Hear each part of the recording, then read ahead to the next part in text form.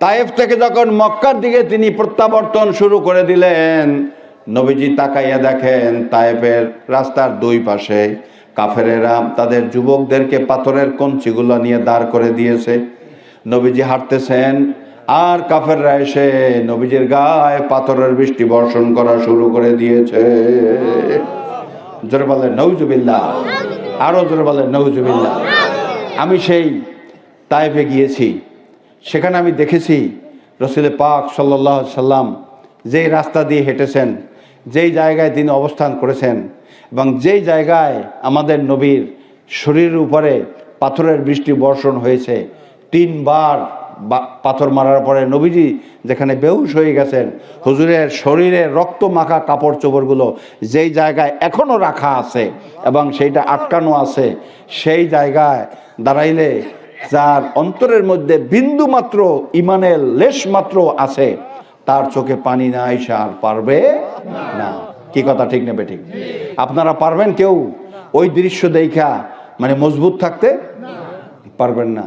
আমি অজর গতিতে আমার হৃদয়ের সমস্ত ভালোবাসা উজাড় করে দিয়ে আমি সেখানে তাকিয়ে তাকিয়ে ক্রন্দন করেছি আর আকাশের দিকে তাকিয়ে বলছি, আল্লাহ, এই তো সেই ইতিহাস, যে ইতিহাস আজও পর্যন্ত সাক্ষী আছে, যে ইতিহাস হাসরের মাঠ পর্যন্ত অর্থাৎ কিয়ামত হওয়া পর্যন্ত সাক্ষী থাকবে।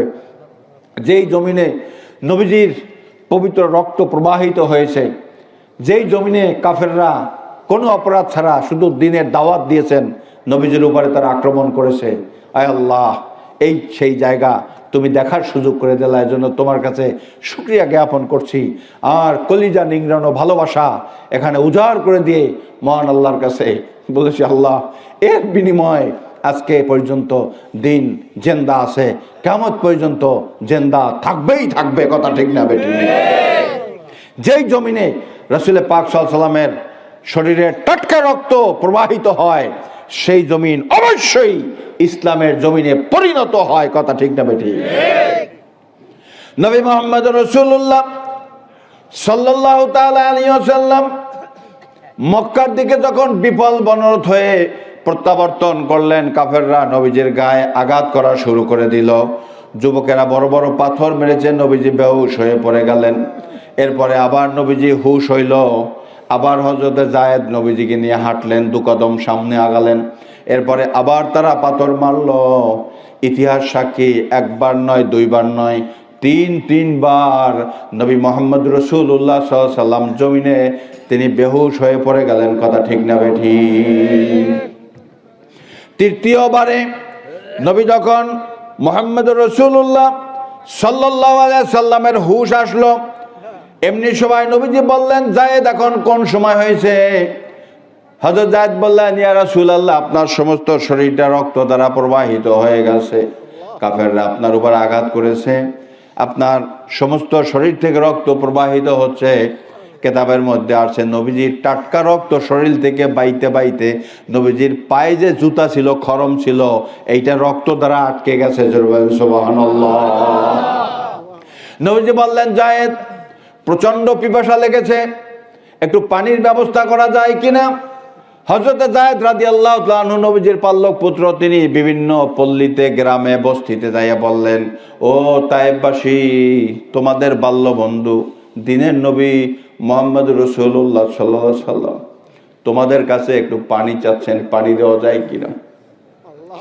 তায়েফের লোকেরা বলল, না, পানি দেওয়া যাবে না, কারণ মুহাম্মদ সাল্লাল্লাহু আলাইহি ওয়াসাল্লাম আমাদের ধর্মের উপরে চুনকালি দিয়েছে, তার নামে কোনো পানি দেওয়া যাবে না, পানির কোনো ব্যবস্থা তার জন্য আমরা রাখবো না।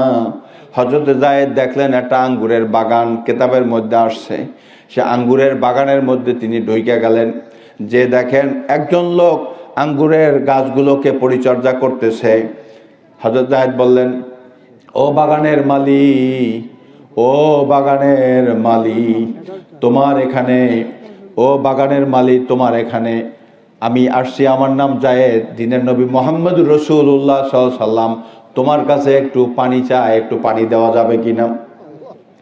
বাগানের মালিক বললেন, আমার কাছে দেওয়ার মতো কোনো পানি নাই, তবে আমার এই বাগানের মধ্যে কিছু আঙ্গুর পেকে গেছে, এই আঙ্গুরগুলোকে চিবাইয়া চিবাইয়া আমি একটা বর্তনে করে জগে করে এক জগ রস বানাইয়া দিনের নবীজির জন্য নিয়ে আসতেছি, তুমি যাও।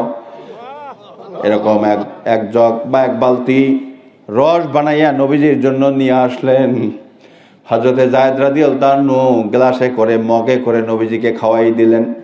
নবীজি পান করলেন, একটা স্বস্তির নিঃশ্বাস ছাড়লেন। নবীজি বললেন, তুমিও খাও, আর যিনি নিয়ে আসছে তাকেও খাওয়াও। জোরে বলেন সুবহানাল্লাহ।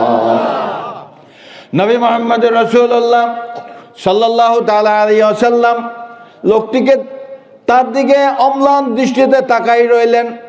লোকটি বললেন, ইয়া রাসূলুল্লাহ, আপনি আমাকে কি দেখতেছেন? লোকটি বলল, হুজুর, আমি আপনাকে দেখতেছি। নবীজি বললেন, তোমার নাম না আফতাস? লোকটি বলল, হ্যাঁ হুজুর, আমার নাম আদ্দাস। জোরে বলেন সুবহানাল্লাহ। খ্রিস্ট ধর্মের অবলম্বী ছিল, আমার নাম আদ্দাস। নবীজি বললেন, তোমার বাড়ি না হযরত ইউনূস আলাইহিস সালামের দেশে? লোকটা বললেন, হ্যাঁ, আমার বাড়ি হযরত ইউনূস আলাইহিস সালামের দেশে।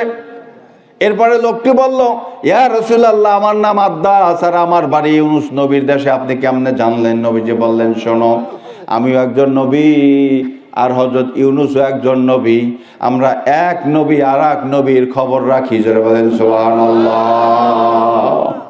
এই কথা বলার সাথে সাথে লোকটি নবীজির হাতে হাত দিয়া বলল, ইয়া রাসূলুল্লাহ, আমি আবার বুঝতে পারছি আপনি সত্যিকার নবী। আপনার হাতে হাত ধরলাম, আমাকে তওবা করান, আমাকে ঈমান আনান, ইসলাম কবুল করান, কালেমা পড়ান, আমি মুসলমান হব। লোকটি তার ধর্ম ত্যাগ করে সাথে সাথে মুসলমান হয়ে গেলেন। আজও পর্যন্ত সেই জায়গায় একটা মসজিদ আছে, যে মসজিদটার নাম হলো মসজিদু আদ্দাস। জোরে বলেন সুবহানাল্লাহ। পাশে একটা বড় আঙ্গুরের বাগান আছে, এই বাগানটা তার ছিল। আর এই যে মসজিদটা, এই জায়গায় সে বসবাস করত মুসলমান হওয়ার পরে। এরপরে তার বাড়িটাই এখন একটা মসজিদ হয়েছে। দিনের নবী মুহাম্মদ রাসূলুল্লাহ সাল্লাল্লাহু আলাইহি ওয়াসাল্লাম দিনের প্রচার করে তায়েবের জমিনে মুসলমান বানাইয়া তারপরে সেখান থেকে মক্কায় তিনি প্রত্যাবর্তন করেছে। আলহামদুলিল্লাহ, আল্লাহু আকবার। সমস্ত নবীরা দিনের দাওয়াত দিয়েছেন, কথা ঠিক না বেঠিক? একজন নবীও খুঁজে পাবেন না যিনি তার জাতির লোকের কাছে যাইয়া দিনের দাওয়াত দেন নাই। জোরে সুবহানাল্লাহ।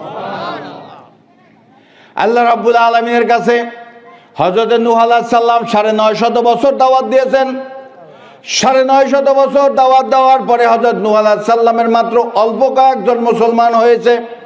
এরকম অন্যান্য নবীদের জমানায়ও নবীরা এভাবে মানুষের কাছে দাওয়াত পৌঁছিয়েছেন, কিন্তু তাদের অনেক কম লোকরা ইসলাম কবুল করেছে, মুসলমান হয়েছে। নবী মুহাম্মদ রাসূলুল্লাহ সাল্লাল্লাহু আলাইহি সাল্লাম, আল্লাহ পাক তাকে যে মর্যাদা দিয়েছেন সেটা হলো এই যে সমস্ত নবীদের যত উম্মত হবে তার চাইতে 1000 কোটি গুণ বেশি হবে নবীজির উম্মত। জোরে বলেন সুবহানাল্লাহ। আরো জোরে বলেন সুবহানাল্লাহ। সরাসরি কোনো কিতাব দ্বারা কোন দিন বা দিন তারিখ নির্ধারণ নাই। তবে হুজুর সাল্লাল্লাহু আলাইহি ওয়াসাল্লাম যখন মেরাজে গেছিলেন, সেই মেরাজের রাত্রিতে বড় বড় মুফাসসিরিন ইকরাম এবং মুহাদ্দিসিন ইকরাম তারা ধারণা করতেছেন যে রাসূল পাক সাল্লাল্লাহু আলাইহি ওয়াসাল্লাম যখন মেরাজে গেছিলেন, সেই মেরাজে যাওয়ার পরে মক্কা থেকে যখন তিনি বাইতুল মাকদাস অথবা বাইতুল মুকাদ্দাস এখানে যখন গেলেন, সেখানে সমস্ত নবীকে আল্লাহ পাক উপস্থিত করলেন। জোরে বলেন সুবহানাল্লাহ। সমস্ত নবীরা বসা, আর বিশ্ব নবী মুহাম্মদ রাসূলুল্লাহ সাল্লাল্লাহু আলাইহি ওয়াসাল্লাম তিনি হইলেন ইমাম। এজন্য আমাদের নবীকে বলা হয় ইমামুল আম্বিয়া, সমস্ত নবীদের ইমাম। জোরে বলেন সুবহানাল্লাহ। এই জায়গায় কিতাবের মধ্যে আসছে, মুহাদ্দিসিন ইকরাম তারা ধারণা করতেছেন যে এই জায়গায় সমস্ত নবীরা তাদের উম্মতদেরকে নিয়ে রাসূল সাল্লাল্লাহু আলাইহি ওয়াসাল্লামের লাগে দেখা করছে। জোরে বলেন সুবহানাল্লাহ, আল্লাহু আকবার।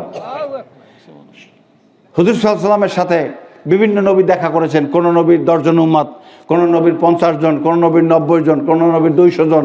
এরকম করতে করতে সমস্ত নবীরা তাদের উম্মতদের নিয়ে দেখা করছেন রসুলের শানে, রসুলের মর্যাদায়। সুবহানাল্লাহ। হঠাৎ করে লক্ষ্য করলেন যে হযরতে মুসা আলাইহিস সালাম যখন আল্লাহ রসুলের সাথে দেখা করতে আসলেন, তখন এত বেশি পরিমাণে উম্মত, তারা যে হাইটে আসতেছেন, তাদের পায়ের কদমের একটা আওয়াজ এবং ধুলা দূষরিত হচ্ছে, ধুলা উঠতেছে। সুবহানাল্লাহ। হুজুর সাল্লাল্লাহু আলাইহি ওয়াসাল্লামের কাছে এসে মুসা আলাইহিস সালাম বললেন যে ইয়া রাসূলুল্লাহ, এরা আমার উম্মত।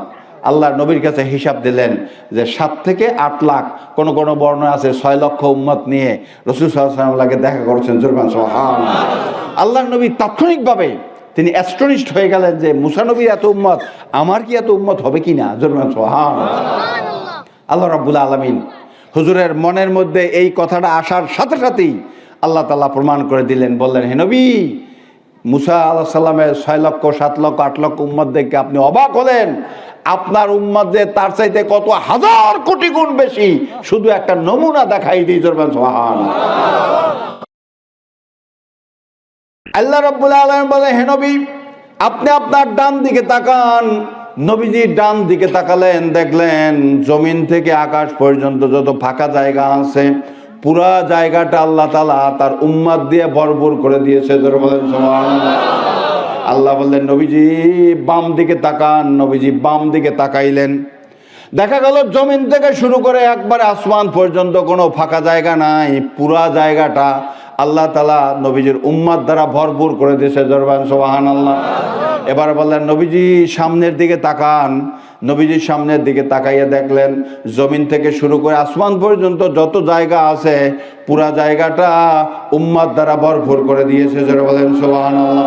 আল্লাহ রাব্বুল আলামিন বলে, হে নবী, শুধু ডানে নয়, বামে নয়, সামনে নয়, উপরে নয়, আপনার এত হাজার হাজার কোটি গুণ উম্মত আমি দেব, যা কোনো নবীর হবে না। এবং মুসা সাল্লামের মাত্র 8 লক্ষ উম্মত দেখে আপনি অবাক হয়েছেন। আপনাকে আমি এত বেশি পরিমাণে উম্মত দান করেছি যা পৃথিবীর কোনো মানুষ হিসাব করে পাবে না। সুবহানাল্লাহ। আপনারা খুশি না বেজার? আমরা নবীজির উম্মত হইতে পেরেছি, এতে আপনারা খুশি না বেজার?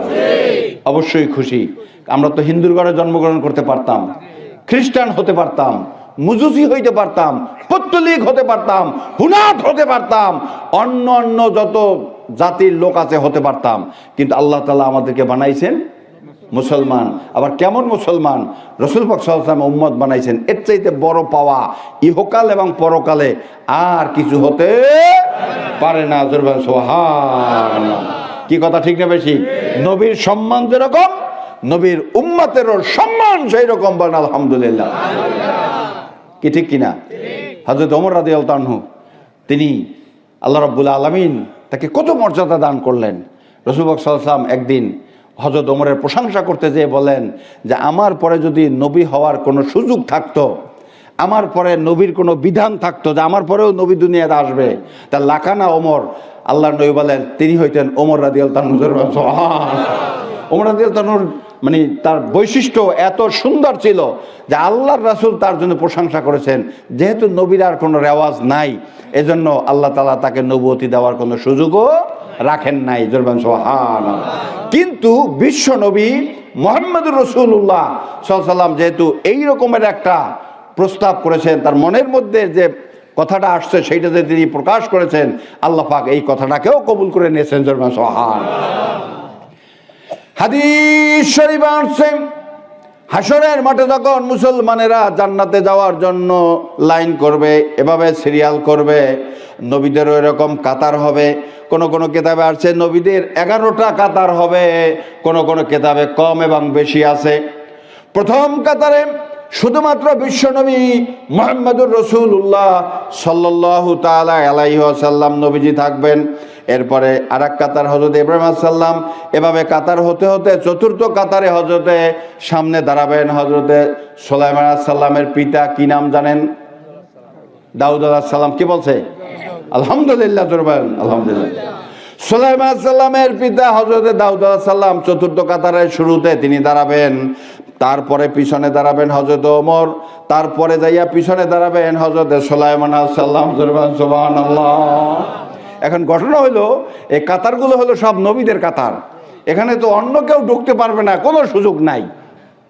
কিন্তু আল্লাহ তাআলা হযরত ওমর রাদিয়াল্লাহু আনহুকে চতুর্থ কাতারের দ্বিতীয় ব্যক্তি হিসাবে আল্লাহ পাক ফেরেশতাদের দ্বারা দাঁড় করাই দিয়েছেন। সুবহানাল্লাহ। সুলাইমান সাল্লাম অত্যন্ত চতুর মানুষ ছিলেন।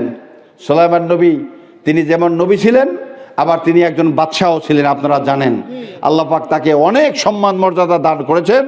তিনি সমস্ত প্রাণীর ভাষা বুঝতেন, এমনকি পিপিলিকার ভাষা